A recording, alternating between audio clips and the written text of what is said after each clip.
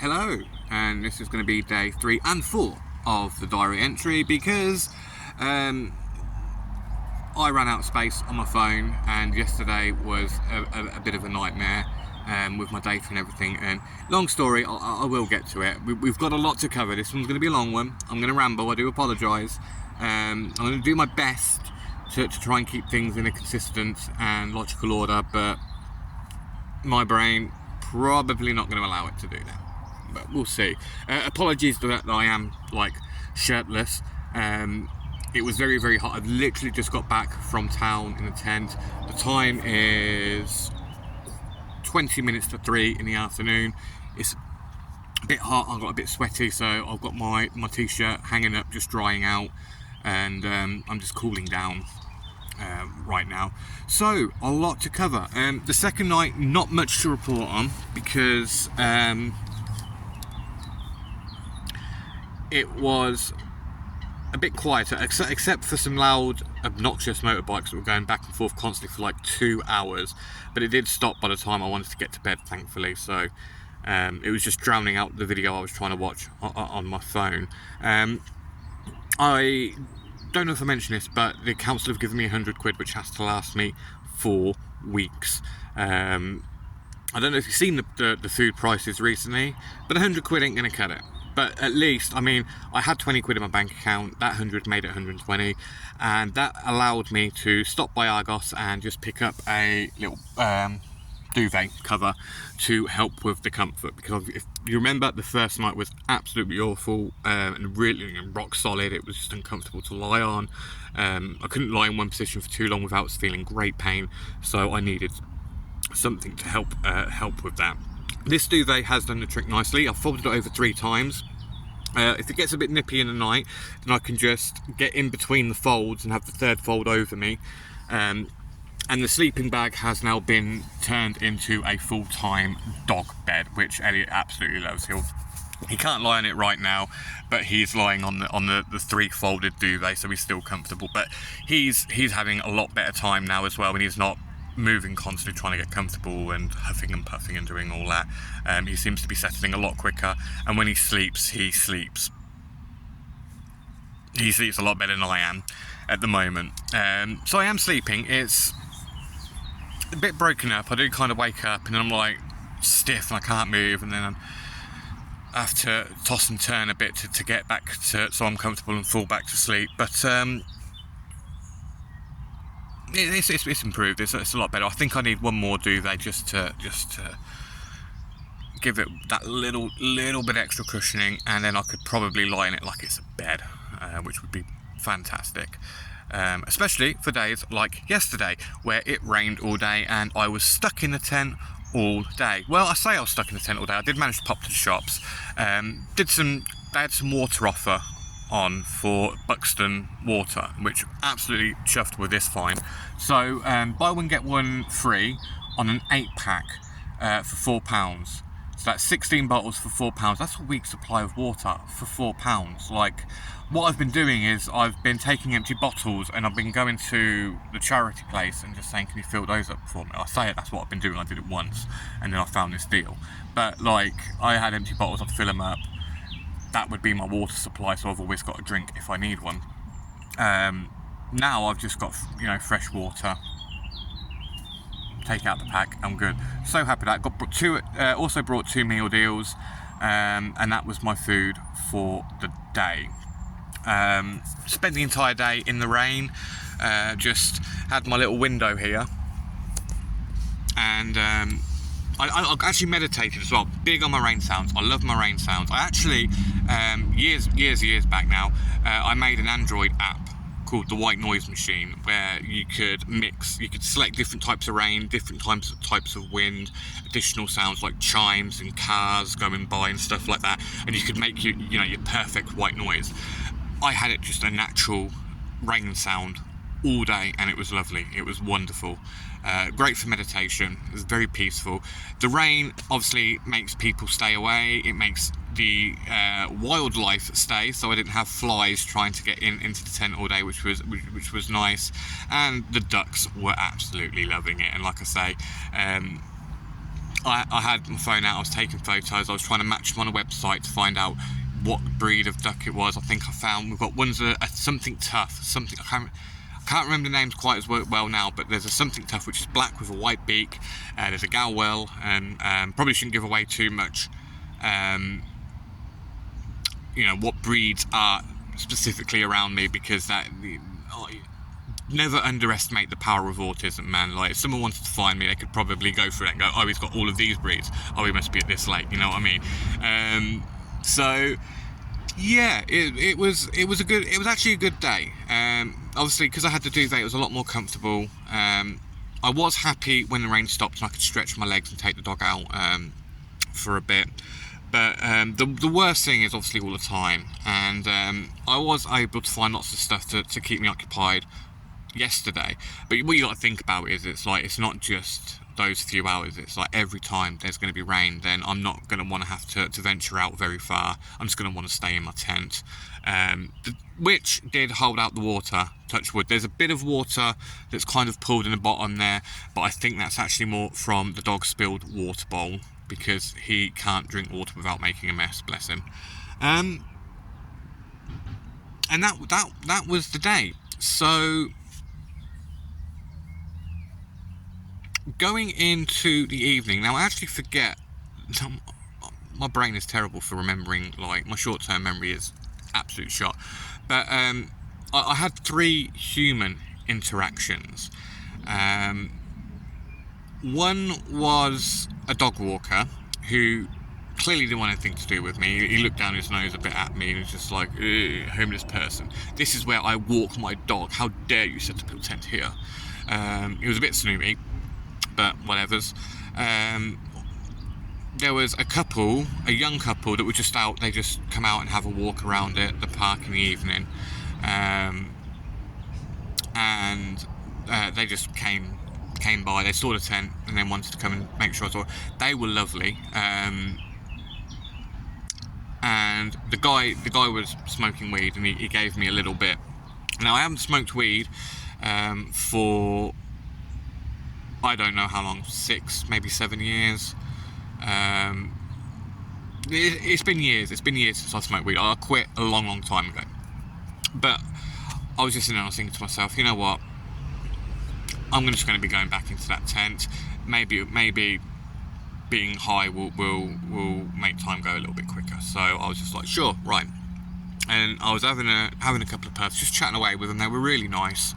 And bless them, they was like, oh, do you need food? Do you need water? Do you need anything? We'll get you anything you need. And I'm like, look, I'm fine, thank you. I've got all the water I need. I've got all the dog food I need. Like, I'm stocked. I'm stocked up. Thank you very much. Like, I don't want to be one of these like homeless people that are begging, like, oh, you got a pound, mate. You know what I mean? Or, oh, I really need this. I really need this. Like, from what I've seen so far, and I've only been doing this for less than a week now, but from what I can see, like, you want food, you can get food. You just need to get up and go to the specific places at the times when they're giving it out,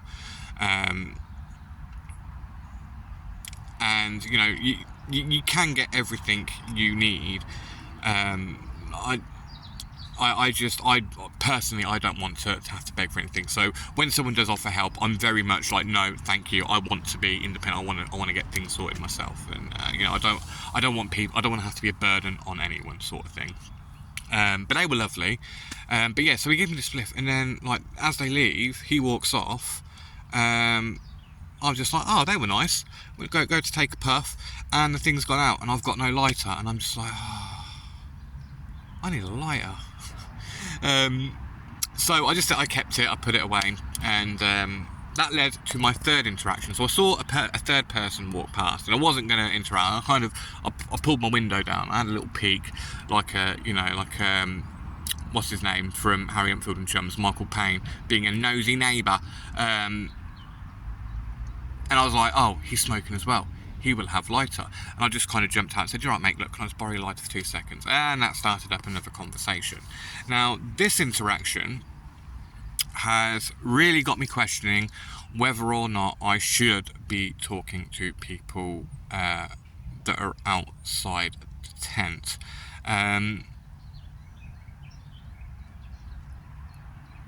I want to be really careful with what I say here, because I don't think the guy was dodgy. I just think he might have been a little bit like socially inept, if that makes sense. For starters, to give you a kind of a general idea, he is a self-proclaimed 4chaner. And if you know anything about those guys, one thing you can say about them is that they're all a bit degen. That, you know, they're degenerates, basically. You know, mostly lovely guys and everything, but the guy obviously was, I mean, he was hypersexual, and he kept, like, we were talking about something and it always just come back to sucking dick and like his love for that sort of porn and jerking off in inappropriate places and all this sort of stuff, which is just typical 4chan conversation. The problem is that in 4chan you're anonymous, and you can get away with showing another side of you, because at the end of the day, like, no one's going to know who you really are. When you're there face to face with someone and he's a complete stranger, please don't be talking about your masturbation habits. Please don't be saying stuff like, and he kept trying to touch me, and it was he was insinuating that he'd be willing to do sexual stuff, and I was just like, mate, I'm not into that. Like, for one, I'm straight. I do apologise. Like, I like women. I don't know what else to say about that. For two, I don't have the sex drive that I used to have. I mean, I've still got a sex drive, obviously. Like, everyone has a sex drive, but it's like,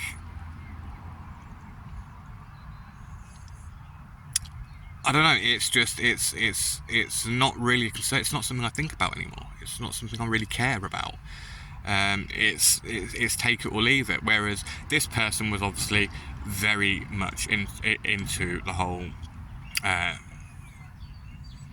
giving into sexual desire thing, and he was being really nice. You know, I had a bit of a smoke with him as well, so I'd had the little bit, and this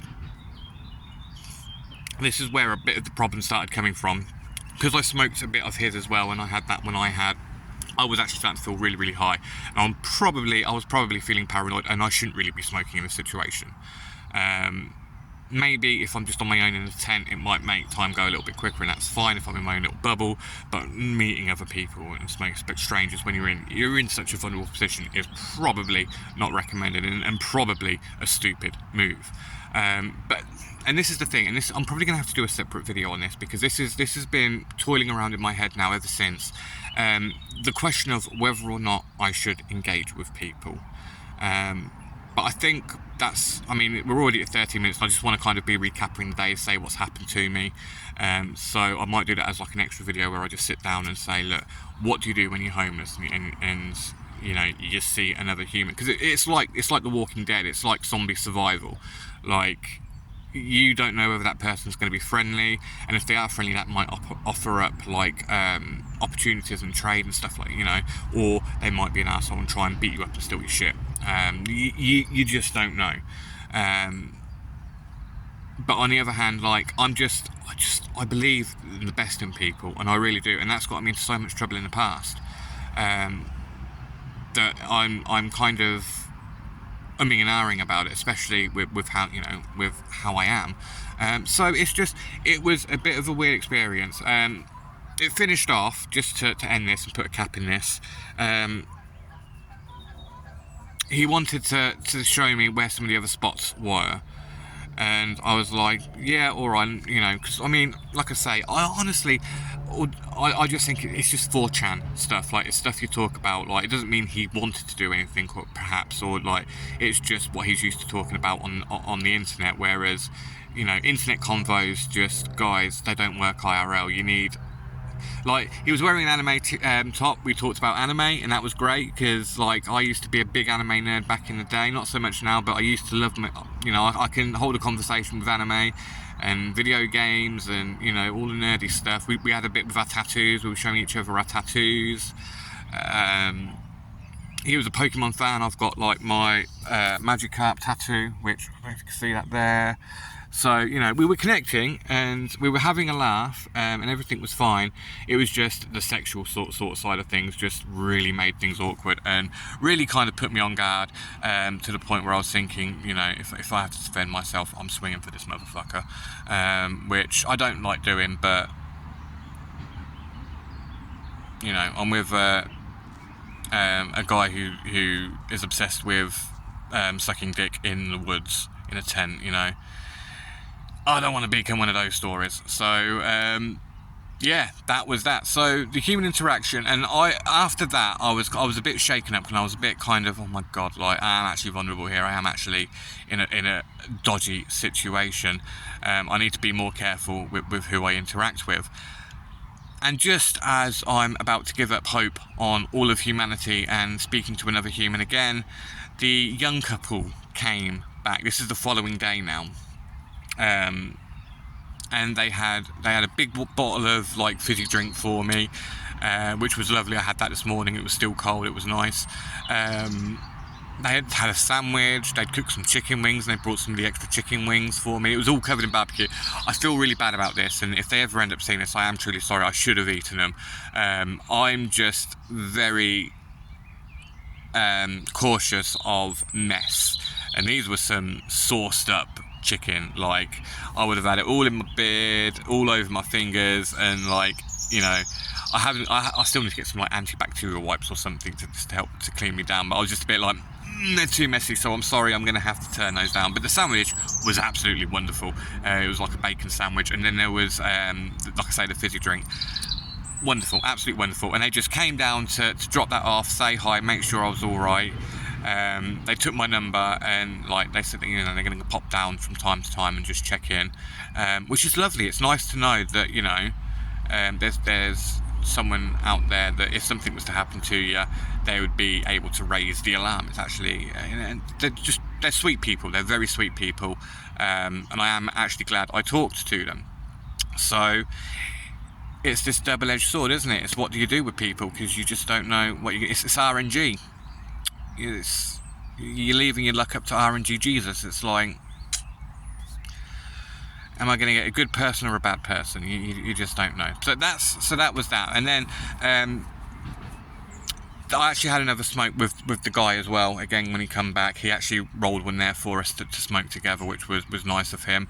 And I can't really tell you anything about last night, because I got in my tent. I'm not going to lie, I was high as a kite. And I'm going to do a separate video as well about like drugs when you're homeless, because I think that's a very important topic that I've got a lot of thoughts that I want to share of. But just a bit of weed. I was in here at the freaking tent. Well, I wasn't spinning, but I was having a merry little time, and I fell straight to sleep. And I did not wake up till 5. I can't even tell you what time I fell asleep. It was pretty much whenever the couple left, and I fell asleep straight to 5 o'clock in the morning. Which was really nice, and that was probably the best night's sleep I've had since all this began. But I woke up at 5, and I was restless, full of energy, obviously having a good rest, and I was just pacing back and forth outside the tent with the dog, and I figured to myself, right, what I'm going to do today, because I was planning to have two days of rest, but I felt rested, I felt full of energy, so I was like, no, do you know what, today I'm going to go into town, I'm going to get my free food, so I don't have to worry about food, and also I'm going to sort out my data, because one thing I did yesterday while it was raining was I created my YouTube channel, and I started uploading the videos to YouTube, and it took up all of my data. So I had no data for accessing bank account. I don't know if I've already covered this, but yeah. And so one of the things I did today, I got into town actually at 7 o'clock, because I thought that's when they opened for breakfast. Turns out it was 9 o'clock. So I was super early. I was like, oh, I've got 2 hours to kill. What I'm going to do, I'm going to walk down to the self-storage, because it's going to take me about 40 minutes to walk there and 40 minutes to walk back. And it did. But I was able to get my guitar, so I've got something to play on the rainy days and something to practice. And and I come back and it was like I had 40 minutes to wait or something. So I just sat with the dog and just waited outside the charity centre. Went in, got my breakfast, had some toast, had the best coffee I've had in a long time. Probably because I've not had coffee for a while, but man, was that good. And it was just like, I went to the guy, I was like, wow, what is this coffee? It's really good. And he's like, oh, well, what we do is we just like, they get obviously leftover coffee or something, and it's just a bunch of different coffee blends all thrown into this like box. I was like, well, whatever it is, it's working. I'm gonna be enjoying this in the future. Yeah, and there wasn't many people there in the morning. Spoke to a couple of guys. Yeah, spoke to a couple of the guys, and then I went to the library because the library has free Wi-Fi. You're allowed in. It's got all of the, you know, a bunch of books that I could sit there and read. And I think it's just the perfect place if you're homeless. It's the perfect place to go while you're waiting. So I left at 10 o'clock from the charity. Went to the library, sat down, and I used their Wi-Fi to upload the videos, and they uploaded, like the 20-minute video uploaded in half an hour, whereas on my mobile one it took like 4 hours or something. It was absolutely ridiculous, and it used up all my data. So my plan going forward now is to go get breakfast, go to the library, upload my videos, go back, get my lunch and my free hot meal. And then I will either, if there's something going on later on in the day, like for example, the camping guide, it gives out camping equipment is on Wednesdays. So if it's like a Wednesday or something, I'll probably go back to the library till the camping man comes around, and then I will head back. And yeah, so at 12 o'clock, I left the library, sorted all my YouTube out. Because I had Wi-Fi, I could also log onto my mobile app and refresh my tariff. So I had to pay it for tenner, but now I've got a fresh 10 gigabytes to play with. So that's going to be, and since I'm not going to try and upload any more videos on my mobile data, hopefully that is actually going to last me this time. I'll be able to continue to watch my EastEnders, and my Fox Lady and my little sleepy elf. And yeah, I won't have to worry about data for a while. And yeah, I saw my friend, I nearly said his name, but I saw my friend there, and I had a bunch of questions with him, specifically about, like, you know, what do you do when you meet people, you talk to people, do you think I should move my tent, because, you know, lots of people are starting to know where I am, and that could become problematic. He was like, no mate, you'll be fine. It's like, I know the locals, and I talk to people, and, you know, most people are good. And so he relieved a lot of my fears that I was having, and a lot of my anxieties. And then he gave me one of the biggest worries I've had, rats, something I had never took into consideration. He's like, yeah, you don't really have to worry about that. The more thing you have to be more worried about is rats. I'm like, rats? It's like, yeah. Rats will actually, like, eat their way through. If you leave food in your tent and they can smell the food in your tent, they will eat their way into the tent, ruin the tent, and obviously do whatever they can to get towards the food. So it's like, just don't leave food in your tent if you're going to leave it unsupervised. I was like, good advice. I don't know if that applies so much to the dog food, because again, the dog food I just cannot carry with me. I'm going to have to leave this here. But I've bin bagged it up. It's in another bag. I think it, you know, I don't think they're going to be able to smell it, but I'm definitely not going to be leaving like packs of crisps or a sandwich or something in here. That'll be coming with me, so that if there are rats about, there shouldn't be anything for them to need to get in. The good news is I have Elliot, and he's a Jack Russell, and they were bred for, you know, for ratting and getting rid of little nuisance creatures such as that. So what I did when I got back, I opened up the tent. I was like, you first, mate, you can be my rat checker, just make sure it's empty. He went in, he lied down. I was like, right, okay, it's safe. So I flung the guitar in and got in with him. But yeah, so I was actually planning on hanging out all day with my friend. Met another guy as well who got me onto these. which I'll talk about in a sec. But yeah, our plan was he had a couple of things to do in town, so I was going to walk around town and help him with his little errands he had to run, and then we were just going to sit in the library and have a chat until 6 o'clock, I think, when there's a church that does something for the homeless where you can have like a sit down and a hot meal, and they give out blankets and stuff, because I wanted to get a few blankets, so I was going to go to that and get some blankets and perhaps another sleeping bag or something, just, you know, more cushioning and more comfort. But when he told me the rat story, I was like, do you know what? I need to get back to my tent now, and I need to sort out the food.